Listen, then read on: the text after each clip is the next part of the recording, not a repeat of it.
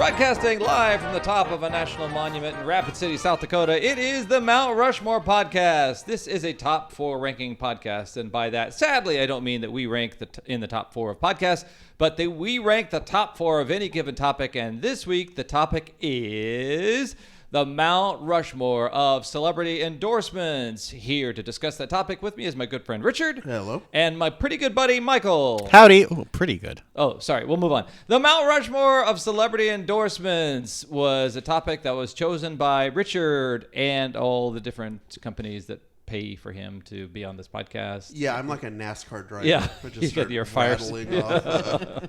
Don't actually say anything. It's just the Oreos fried wing nuts in the car was. You're head to toe in a fire suit with Bengay patches on it. Well, that's just for safety. Oh, sorry. Okay. So, Richard, what made you choose this? I think there was a celebrity endorsement that I saw that was particularly ridiculous. And I don't think it's on this. Actually, you know what? It was one of the ones that's on this list. Okay. So, okay. Yeah. All right. Well, it's good motivation. Richard chose it. Michael starts. I do. I always like I saw something and I thunk it and I wrote it down. That's all the motivation I have. And we got to talk about it. Yeah. My first one is Michael Jordan for Nike. Also on my list. Oh, okay. Good. All right. In 1984. Why is this peculiar? This is like the most ubiquitous endorsement. Yeah, I think that's why it's on the Mount Rushmore. Is if you, I thought of it. My initial approach was, what is a product that I think solely tied to that person? Yes. And I thought of all the products that Michael Jordan has endorsed over the years, whether it's Gatorade or Wheaties or McDonald's or Hanes, my first thought is like Nike and his Air Jordan shoes. Sure. And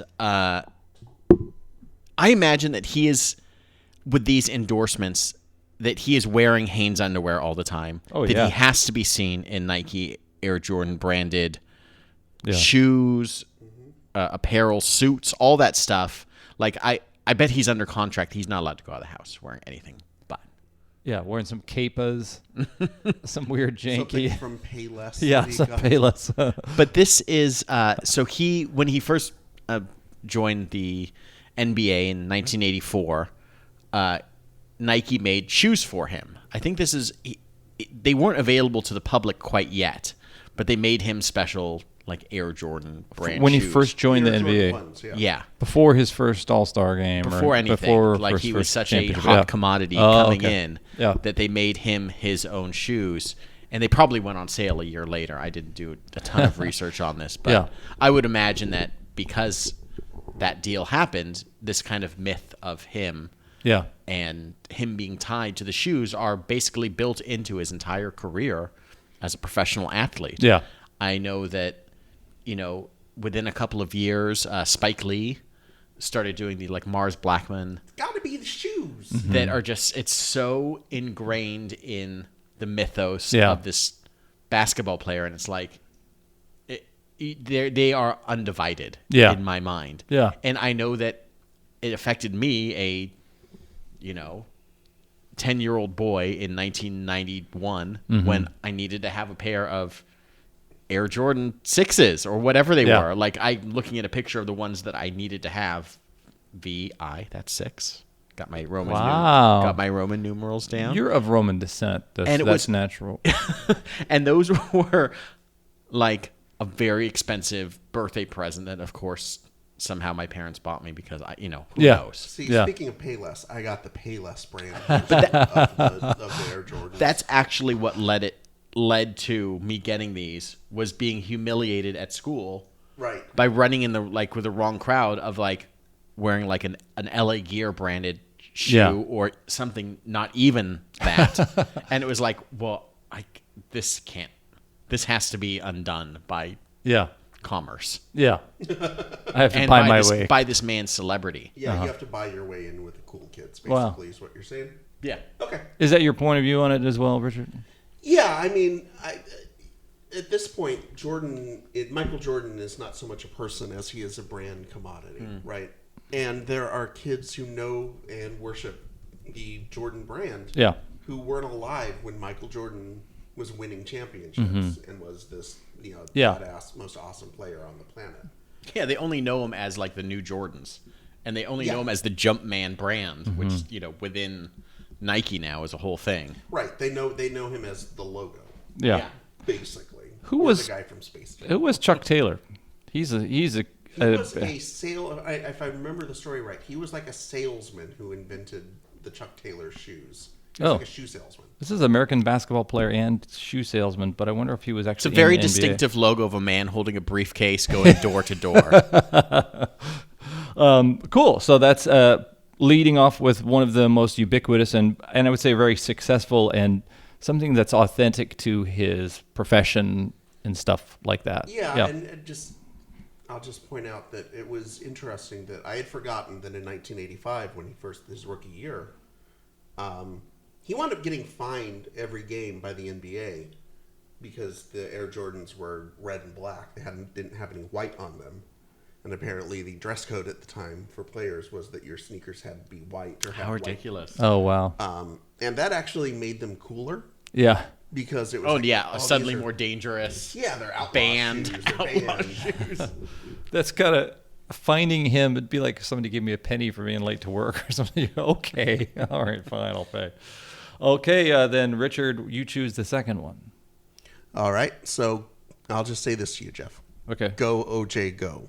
Oh, wow. Yeah, OJ Simpson for Hertz. Yeah, pretty cool. Yeah. I used to walk through airports. Yeah. And now I run, right? Or was that's a different Yeah, that's right. Yeah. Okay. Yeah, and everyone would be cheering him on as he would be running down the as to he get to his Hertz car and with then his he briefcase in his hand. Then he became ubiquitous for flight from definitely from flight. Yeah. Flight from justice. Yeah. So it wasn't just good advertising. I mean, it made good advertising sense for OJ to be part of the Hertz family. Yeah. Up until the point when it really didn't. Yeah. Because remember, he was when the murders happened, he flew out to Chicago for some corporate event for Hertz. Mm-hmm. So they got all tied up in this. Investigation, and they had to figure out how to extricate themselves from 15 years of associating with OJ. Yeah. Even sticking with him through the spousal abuse issues that he had. And he was this one I found interesting because he was really the first black athlete to become a spokesperson for something that was targeting a quote unquote normal, as in white audience. And they even talk about that if you watch the ESPN OJ documentary that won the Academy Award a couple years ago. They talked to the guy who basically created the ad campaign, and he says, "Oh yeah, people didn't think of OJ as being black; they just thought of him as OJ." Yeah, OJ thought of himself that way too. I think he transcended race. Yeah, he hated the idea that people would consider him to be black. Mm-hmm. He just wanted to be seen as OJ, his own separate brand. Were these Hertz ads that he was starring in? Did they start happening when he was a running back, when he was playing ball, or were they like in his post-sports career when he'd kind of transcended fame? He's just going to be famous and moved on to like a later career in acting and I think it was at the tail end of his career. So he had already started doing some acting roles on the side while he was kind of finishing up his football career. Okay. So it was kind of and he even said that at the time it was kind of the way he was able to transition to get roles like Towering Inferno and Capricorn 1, things like that. It's pretty interesting to parlay a career into another, to kind of bridge the gap. Right. With being a celebrity in one thing and then being a celebrity into something else. It's amazing how most of the time it's tied into whatever they're known for, but to have it kind of be a transition into his continued celebrity throughout the years and him being known for multiple things rather than one thing. Like, Michael Jordan was a basketball player, and that was it. He didn't really do anything else. I guess until like Space Jam, but that was much, much later. He was known as a celebrity endorser more so than anything else. Yeah. And with OJ, apparently the whole ad campaign originally started with them just with the idea of speed. They wanted it to be an average Joe. Then they got the idea of, well, why don't we make it a celebrity instead? an athlete, somebody's known for being fast. Yeah. We're watching the old Superstars competitions and literally saw OJ and said, that's the fastest. That man equates with speed. Yeah. So this will make sense with our branding that Hertz will get you in and out quicker. Mm-hmm. And again, I think much like with Jordan, I think this is an example of a celebrity endorsement that kind of went into the popular vernacular. It just became, for a time, part of pop culture. Yeah. It was beyond just like, this is an ad. Mm-hmm. Like, if you saw somebody, I remember being a kid, and if you saw somebody running at an airport, it's like, oh, it's like OJ. Yeah. So there was like that connection there. And then obviously the other part of it just being, when you have a celebrity endorsement, there's no guarantee that it's going to continue to be a good endorsement. Yeah. Yeah. I don't know, OJ was named a star endorser of the year by Ad Age magazine back in '78. Oh, I still get it every month. Do you? Yeah. You thought his parents were proud of his sports career. But star endorser. Know who else got star endorser a few years later? Charles Manson. Close. Bill Cosby. Bill Cosby. So congrats. There you go. Congrats, you guys. Viewers, let's see. I want to thank those who commented on Facebook when I reached out to folks I know and asked them to submit their suggestions for unusual or interesting or dumb celebrity endorsements. And Tom Karkey posted a Jimmy Johnson Extends commercial, which I put a little sample of here. And EJ Sokoviak posted what I think is real, looks unusual, an Orson Welles promo for Peeps, when the desire for mallow-based confection prevails. Wait, I got to read it like Orson Welles. When the desire for mallow-based confection prevails, I must insist upon Peeps. You can't say every July. In Birdseye. I think there's a Birdseye commercial in here. James Walker replied to that with a wine commercial. I think that's that Ernest and Julio Gallo. No wine before their time. Yeah. Turn camera. Here it is. 102, take one. Ah, the French champagne has always been celebrated for its excellence. There is a California champagne by Paul Masson, inspired by that same French excellence. It's fermented in the bottle, and like the best French champagne, also fermented in the bottle. Dated. Orson Welles. So Paul Masson. 102, take three. Action, please.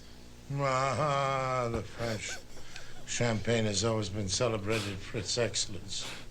There is a California champagne by Paul Masson. I'll spare you the rest of that commercial, but thank you to those who submitted. Michael, what's your second choice? My second choice is I started on one path and discovered like a hidden treasure trove within that path. But I want to stay on the first path, and I'll fold in the treasure that I found along the way. Is this that's more syllables than a haiku, but it seemed like it was a haiku type of thing. Those were definitely words. Yeah. Celebrity endorsement of Oprah Winfrey for Barack Obama for the 2008 presidential primary. Oh, fascinating. Okay. And I started taking this a little more less commercial and a little political. And the treasure that I want to fold in along the way is I totally forget that Oprah Winfrey is just this huge endorser of a product that she happens to like when she had her TV show, when she had the Oprah Winfrey Show, and she'd start her Oprah Book Club, which would just result in an uptick of 100,000, 1 million new people buying a book of said person, sometimes to their chagrin, and be like, I can't believe I'm involved in kind of this schmaltzy whatever. Margaret Atwood is going, what the fuck is going on? So all of a sudden, one person likes your book and talks about it on their TV show. So she has like this secondary career of just like liking things, and people that like her like those things. But in the 2008 presidential primary between Barack Obama and Hillary Clinton, Oprah came out in favor of Barack. And it's estimated that an additional like 1 million votes were kind of swung Obama's way. That helped kind of push him a little bit over the edge in some of the primaries. And it just goes to show that this person who is known for liking something and other people that like what she likes will do what she says. And I think that is a huge aspect of some stuff that maybe we'll talk about later, of just the influence of celebrities. And if this person likes it, maybe I should like it too, because I trust them.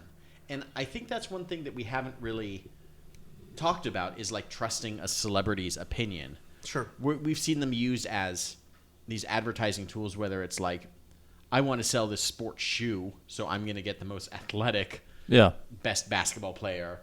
I want to sell something for speed, so let's get the fastest guy out there. But when you actually trust a celebrity, it's its whole different bag, which I find really interesting. And in this case, it was involving politics, and it helped get a guy elected, the first black American elected to the presidency. Allegedly American, but go on. You're right. No, I'll put a huge asterisk on this. We don't know for sure. But I just think that is such an incredible power of a celebrity.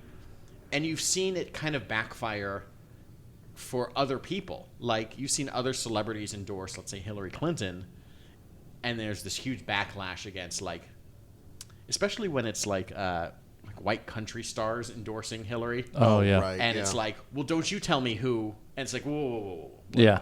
All of a sudden, the people who feel entitled to this person's type of music don't necessarily trust their political point of view. So, but with Oprah, it definitely... Yeah. The overlap was pretty strong. Yes, that's a good way to put it, yeah. So that's a whole new ballgame, the political endorsement and its impact on changing world politics. Yeah. It even has a name. They call it the Oprah effect. At least when she had her TV show, and when she does endorse something, it's the effect that it would have on whatever product it was. Yeah. I should have mentioned that. Guys, I got it. Richard. We should get Oprah to endorse the podcast. Why don't we think of this before? Do you think? Well, we're such a bunch of knuckleheads. I believe her email address is o@o.com. o@o.com. It's probably o@o.o. She probably Yeah. owns the .o. The odd the O extension. We're going into halftime, and we want to thank some of our sponsors. We do? Oh, have shit. Sponsors? No, we don't have any sponsors. Oh. But if you do want to sponsor something, just this podcast, you could probably hear how willing and interested we are in sponsorship as a concept, and ready to take all the cash you want to give us. Well, I thought the Skittles Napa Auto Parts Kmart car was really running well. Yeah. Sorry, I'm just got to get that in there. You have to say these things once every hour. Before we go to a little break, want to thank James Walker again for submitting Arnold Schwarzenegger for Cup of Noodles. That one. Wow. Really? Yeah, I'd never seen this one. Well, he said Arnold. Maybe it's Arnold from. No, here it is. Maybe it's Arnold from Happy Days.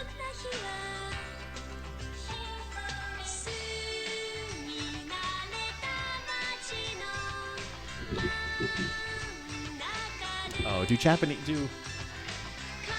So this is Arnold Schwarzenegger. It's a Japanese commercial thing, isn't it? Yeah. And I love, by the way, there's only one. The only words that are English are cup of noodles. Couple noodles. Did you guys choose any Japanese endorsements? No, sort of. Oh, sort of. Okay. I thought of it. Oh God, I know what you're gonna do. I thought of it, especially for like a weird. George Lucas did a weird like Fujifilm or Panavision commercial back in like 1993, and he was just like, you can call him Sparky. Sparky.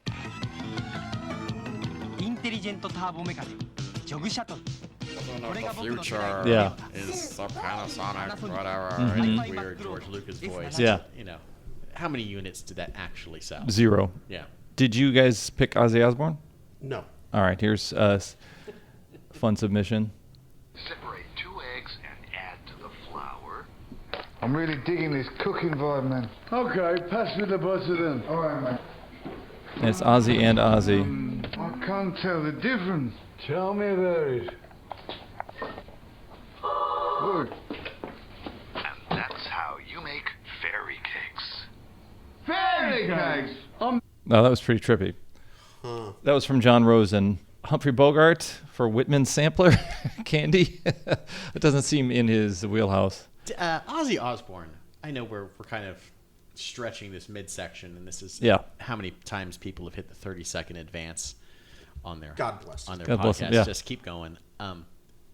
There's like a Mount Rushmore of like abuse of celebrities. Yeah, like Marilyn Monroe. Yeah, just like not just like the surviving ones. Yeah, like the ones that like we've paraded around for our own amusement. Mm-hmm.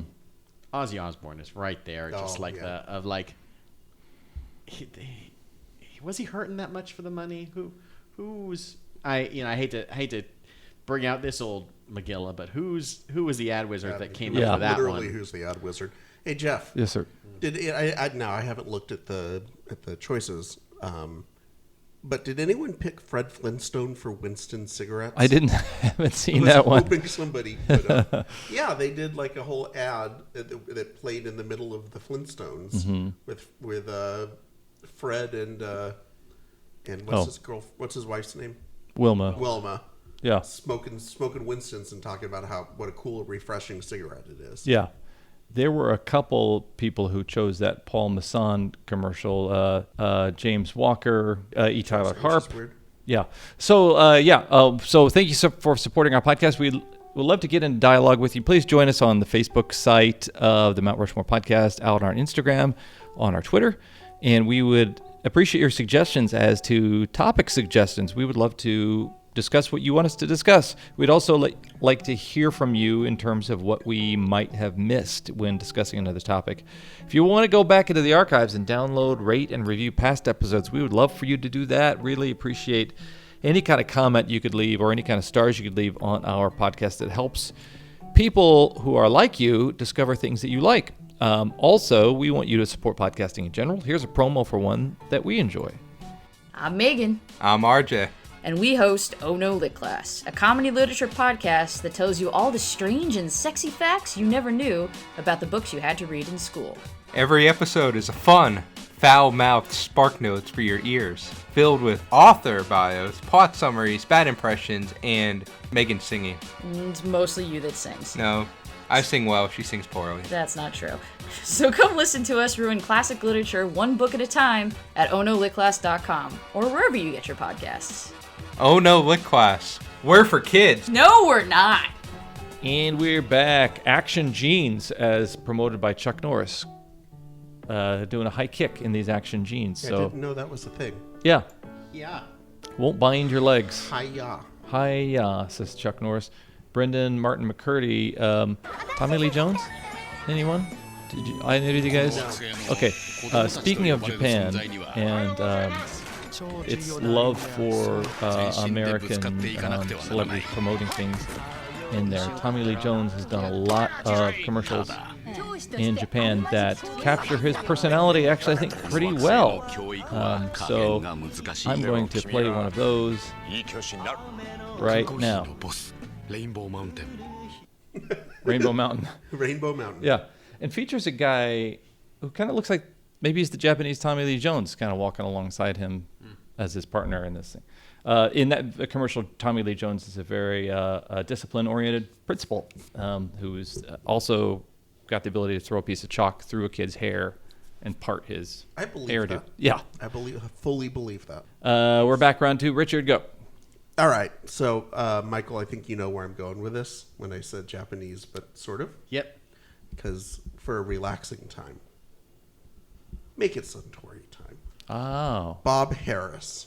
Okay. Speaking of action stars in Japan. Oh. As played by Bill Murray in the movie Lost in Translation. Okay. Yeah, he came up on a recent episode. Mm-hmm. Yeah, and I thought about that, and I was like, maybe I don't, but it was too good to pass up. I started pre-downloading some images to put up with our file and all that stuff. Our 4 images. Was he one of them? Right on. Good job. You know it. Right on. Yeah, I mean, so basically, if you haven't seen the movie, the whole plot is that Bill Murray is Bob Harris, this kind of fading action star, who is in Japan primarily to do a commercial and also a photo shoot for Suntory whiskey. And Michael is posing. As it's just both scenes, the one where he's doing the commercial and then when he's doing the photo shoot, just have to be based on somebody's reality. Yeah. Whether it's Bill Murray, maybe he had done this. Mm-hmm. I know that Francis Ford Coppola had done some ads in Japan. Mm-hmm. So maybe that stuck with his daughter at some point. Mm-hmm. But it just feels so authentic for the confusion. Yeah. That these American stars, like you just played that Tommy Lee Jones one. How do you direct that when he doesn't know the language? Mm-hmm. And who knows if the director speaks any English? Yeah. And you're trying to get something done. Mm-hmm. The weirdness sort of just is off the charts. This scene is so magical when the director's coming over and giving him all these instructions, and he's just speaking for 45 seconds straight, and then the translator comes and it's just like, okay, be more happy, or the translation turn your head to the right. Yeah. He's so confused, like, I think he said more than that. Yeah. Old blue eyes. Words, I think is what he says. Yeah. And actually this wound up being a celebrity endorsement in a sense. Because this movie is kind of what made Japanese whiskeys such a Suntory, a real whiskey. It's what made them somewhat a lot more fashionable in the United States. Wow. I read an article. They talked to the American agent or whatever he is, the representative of Suntory whiskey in the U.S., and he said, you would get, kids and grown-ups going, college kids going up to bars and saying, hey, it's Suntory time. Mm-hmm. And, before, nobody knew what Suntory whiskey was. Yeah. Now people know what it is because of this movie. And this wasn't like a product placement deal. They actually shot everything and then went to the Suntory people and said, oh, yeah, by the way. Oh, wow. Is it okay if we use this in the movie? Sure. Happy that they said yes, I suppose. But it's funny, whenever I see like George Clooney like trying to sell some sort of vodka, or I guess now it's his own personal tequila, but I'm sure Nescafe or whatever it is. Nescafe, maybe that's what I'm thinking of. All I think of is this character. It feels like he's channeling this Bill Murray character into whatever the still image is of just like a black background and this suave man he's in a tuxedo that's unbuttoned, because he's he's getting a little loose at the end of the night, but he's still elegant. Like all it is like filtered back into this image, and I'm sure that originated someplace else too. Sure, I just don't know those origins. All I know is that image of Bob Harris. There was a specific whiskey ad with Sean Connery that came out a few years before the movie, that if you get a chance to watch it, I'll try to put it up on social media. It is very similar to what they're trying to do with the Bob Harris character in Lost in Translation. And it just, to me, the weird Japanese commercials are just a good measuring stick for how low a celebrity will go. Yeah.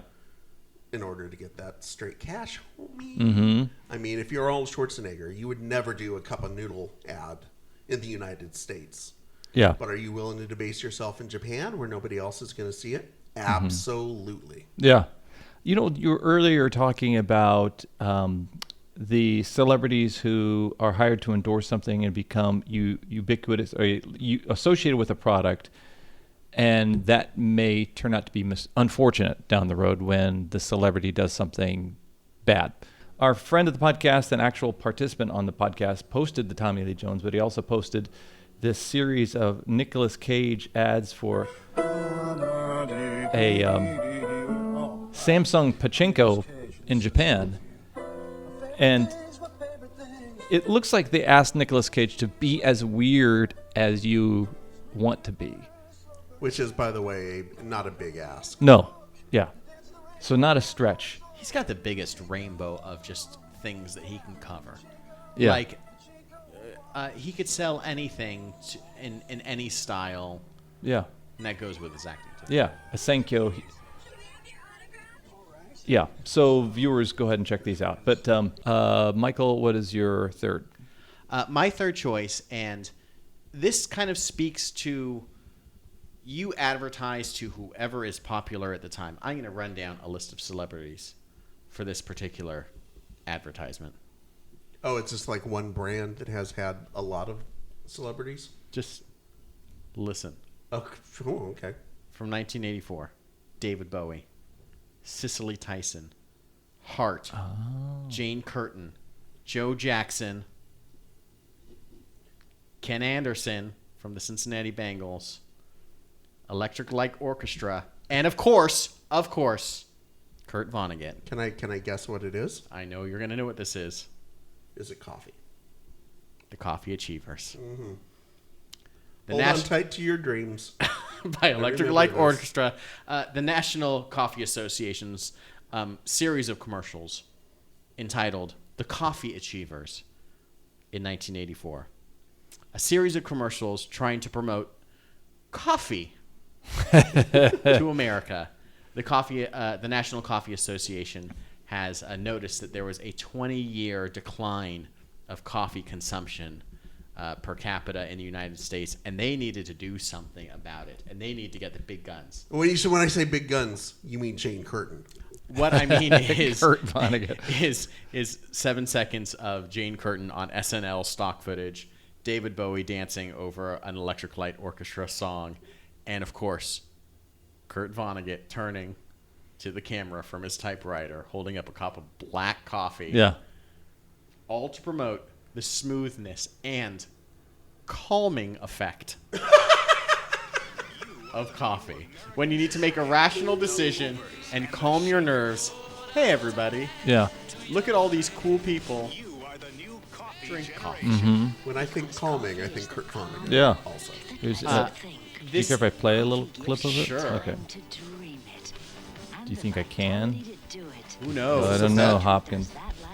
I don't know. I bet there's an ad for coffee. I have to skip it. Join the Coffee Achievers.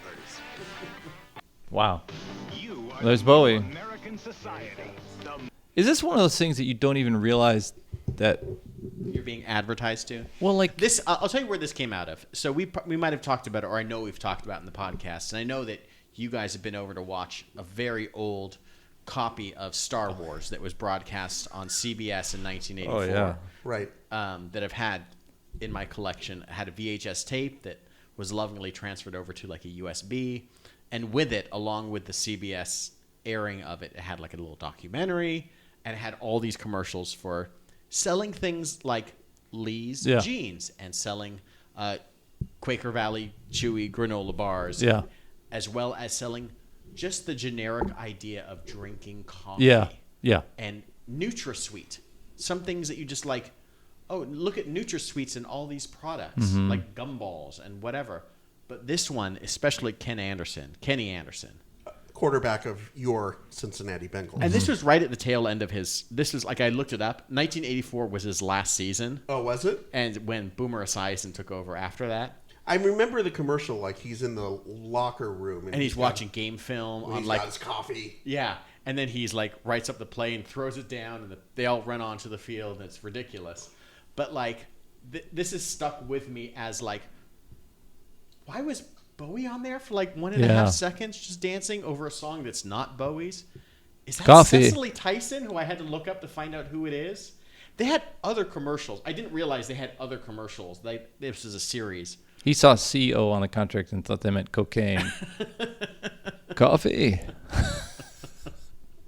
But they had like other commercials like this. They had one for Heart, and they're like writing a song, and then like calming down, drinking coffee, and going on stage and performing. Cecily Tyson drinking coffee, then going on stage and performing, and rehearsing and whatever. And Ken Anderson doing the same thing, and it's just like, these are people that were popular at the time, that were very recognizable celebrities that I had to just, like, outside of Bowie, I just had to look them all up. I was like, I don't know.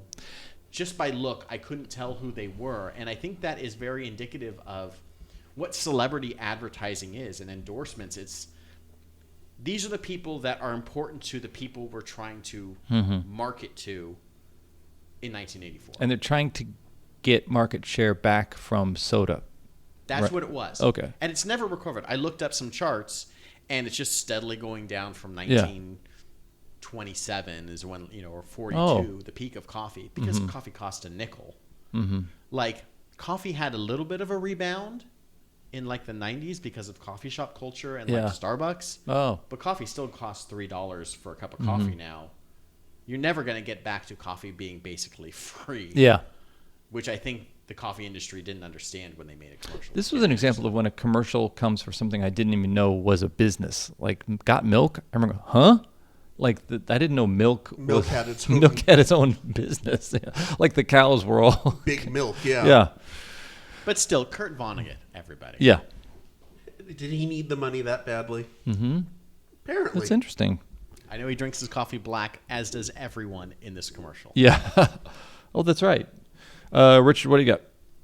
All right, so my last one, and I'm kicking myself that I did not choose Jacko for Energizer. Oh, yeah. Oi. Yeah. But my last one is Brooke Shields for Calvin Klein jeans. Oh, okay. Because what gets in between me and my Calvin Kleins? Nothing. I'm telling you right now, I'm not wearing underwear. That's what I'm trying to say. Can I play this? Yeah, please play that. Okay. This is a particularly weird one, and you need to watch it to really get the full effect, but here we go anyway. The secret of life lies hidden in a genetic code. Genes are fundamental in determining the characteristics of an individual. She's trying to put her genes on, and it's really tough. To succeeding generations. Occasionally, certain conditions produce a structural change in the gene, which will bring about the process of evolution. This may occur in one or more of the following ways. Firstly, by selective mating, in which a single gene type proves superior in transmitting its genes to future generations. Secondly, by gene drift, in which certain genes may fade away while other genes persist. She starts doing weird shit with her legs. Finally, by natural selection, which filters out those genes better equipped than others to endure in the environment. This may result in the origin of an entirely new species, which brings us to Calvin. That's what my 2-year-old does on the changing table. Calvin Klein jeans. Like, I can't explain what she was doing with her legs there other than she looked like, I don't know, some sort of SNL character where you would have, like, crazy legs. I think that was a character at one point. Just contorting legs into abstract positions. Yeah. Was she essentially modeling and striking different poses, but there was no photographer to snap the photo? That's sort of what it looks like. Yeah. The poses are, like, practically, like, one leg behind her head. Yeah. It's like you said, it's what a child does whenever they're bored and they just discovered their feet. Yeah. A little Jeff Cast moment. I was on a movie of the week starring Brooke Shields as a victim of a stalker, and Richard Thomas, John Boy from the Waltons, was her stalker. And it was in this office set, which was in an office building, and Brooke Shields comes in, and she's been grazed, that not yet killed by the stalker, so she's got makeup blood coming off her. She's still so profoundly gorgeous. I lean over to put my hand against this pillar, not knowing that it was a prop pillar, and it knocked over. And so Ed Wood. Smooth. And all the crew laughed because they're waiting, because idiots always put their lean on that pillar, especially those who are stunned by how gorgeous Brooke Shields, even with a gunshot, is. Were they taking bets on whether or not? Hey, I bet that Hopkins idiot. Probably. He looks like a rube. Yeah. You were gonna say, sorry. No, so I was gonna say I chose this one because I thought that we needed a little bit of female representation. Yes. And on top of that, I just going back and rewatching the ads, and I saw someone had a compilation of a bunch of them on YouTube. It is startling how uncomfortable those ads are, knowing that she was like 14 when she did those ads. Yeah. I mean, they are sexualized to a disturbing level. In fact, the Nothing Comes Between Me and My Calvin Klein's ad wound up getting banned by ABC and CBS. Oh, wow. For being too suggestive. Is that right? Yeah, which didn't wind up hurting Calvin Klein at all. In fact, it probably made the campaign work even better because suddenly it was, it's the old, no all publicity is good publicity. Yeah, I suppose. But yeah, it helped make her an even bigger star than she was. Mm-hmm. I mean, she had done was a Louis Malle movie where she was a child prostitute. Pretty Baby. Pretty Baby. Thank you. And I think she hadn't quite done like Blue Lagoon or anything like that yet. So this was kind of like her introduction as sort of a teen temptress or whatever you want, however they were positioning her at the time. And it's just really awkward because she is styled like a 20-something, and she's laying on her back and she's doing these poses where it's sort of like, you're gorgeous and please don't do that. Yeah. Michael. So, my last choice was about how important it is for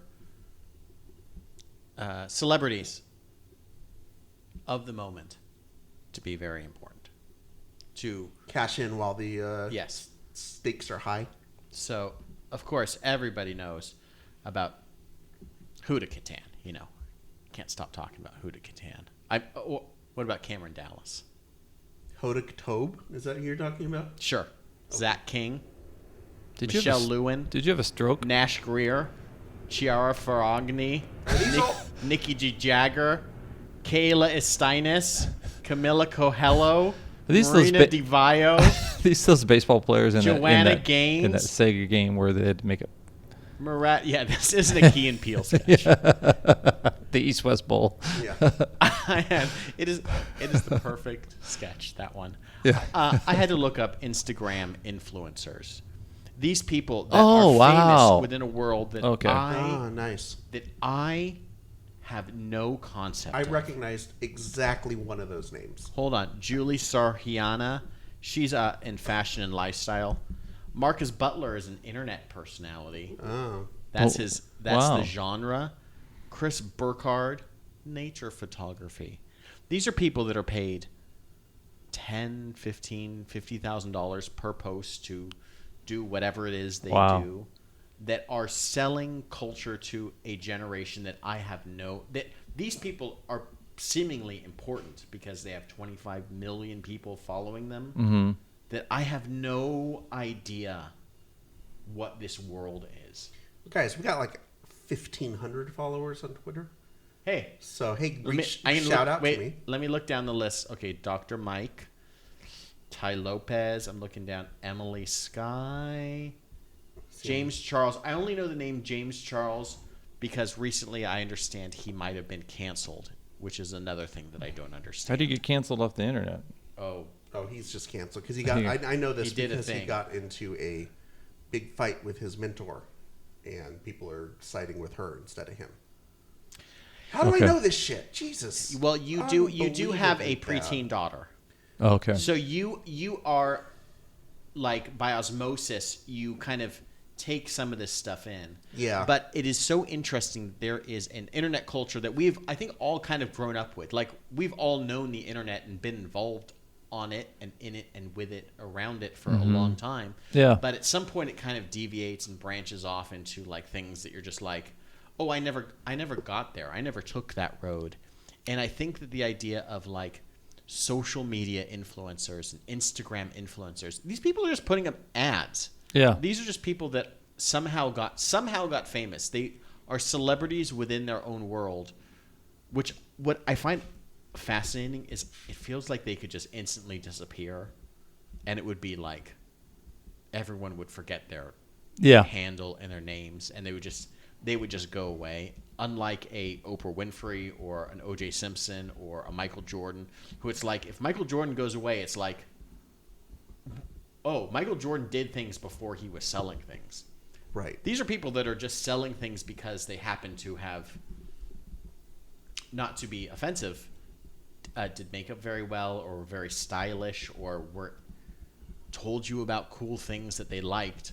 It's a very interesting world that I don't really understand, but is important to so many people. Yeah, it's the whole Kardashian Jenner clan sort of method of making a living. And it's funny you mentioned this, and all I can think about is the Fyre Festival. Oh, yeah. And how one of their main ways that they sort of sold everybody on this thing was getting proximity to celebrities. Proximity to celebrities. They got a bunch of these influencers, like what's her name, Emily Ratajkowski, model. Sure. Okay. And several other people, and basically, paid them $50,000 to say, "Hey, I'm going to be at the Fire Festival. Everyone should come and check it out." And that's how they got those dopes to pay thousands of dollars to come eat grilled cheese without the grill or the cheese. Cool. So, hey, I think we wrap things up. But before we do, thank some more of our folks out on the internet for their cool suggestions. Andy Battaglia just posted a GIF of Jamie Lee Curtis eating yogurt. A lot of people were commenting on the Lincoln commercials with Matthew McConaughey waxing poetic while driving down the street. First, I thought you were somehow saying that Lincoln did some sort of celebrity endorsement back in the day. Yeah. Actually, Anderson commented that he also was vampire hunting, so I think he's a little morphing things together. That's a callback to our episode 1.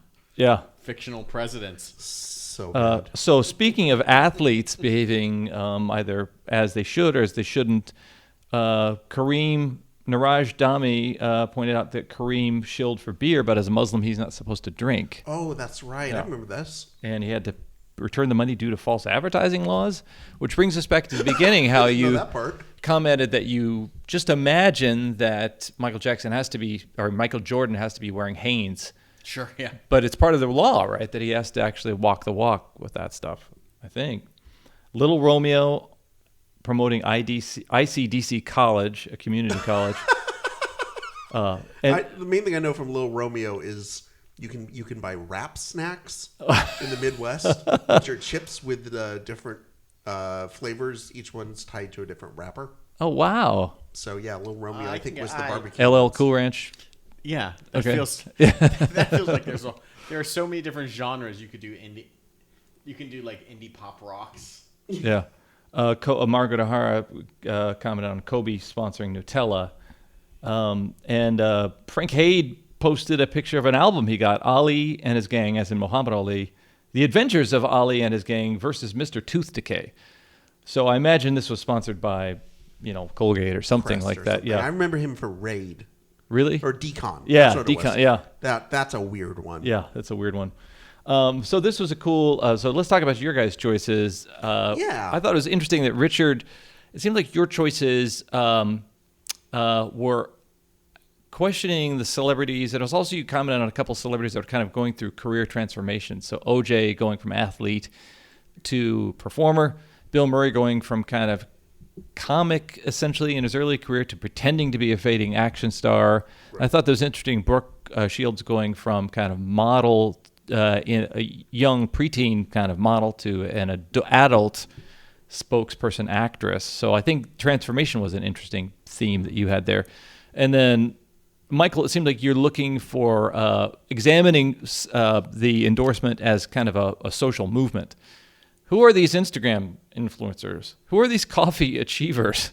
Who is this woman who impacts the presidential race by making a choice? So this is how these endorsements actually impact and the guy that society. can jump tall. What's that? The guy who can dunk. Yeah, the guy can jam a lot. Yeah, you both. So let's make some picks. You both chose Michael Jordan, so I think that's a definitely ubiquitous one. It kind of belongs in the pantheon. Slam dunk, Richard. Holy. Yikes. Okay.